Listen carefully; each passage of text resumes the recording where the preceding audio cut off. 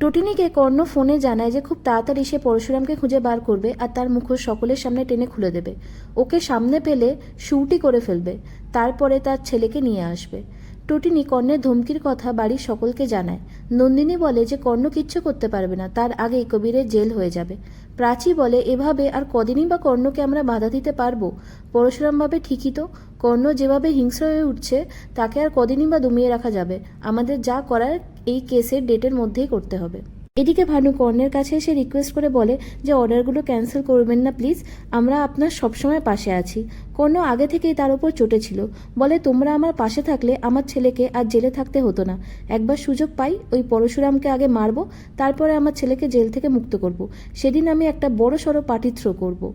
এরপরে সেখানে আরাধ্যা এসে উপস্থিত হয় আর ভানুকে সেই বাউন্সারদের গায়েব হওয়ার কথা আর শিবপ্রসাদের সন্দেহজনক আচরণের কথা জানায়।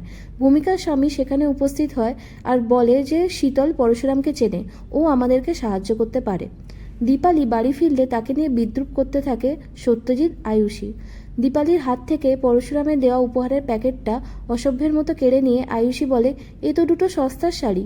দীপালি এর প্রতিবাদ করে আর বলে যে মেয়ে জামাইয়ের বাড়িতে আপ্যায়ন আর আন্তরিকতা তার মন জিতে নিয়েছে। তাদের যদি কেউ ক্ষতি করতে চায় সে কর্ণ, জিৎ বা সত্যজিৎই হোক না কেন, ফল ভালো হবে না। এরপরে সত্যজিৎ টটিনিকে কল করে আর তাকে পিঞ্চ করে কথা শোনাতে থাকে।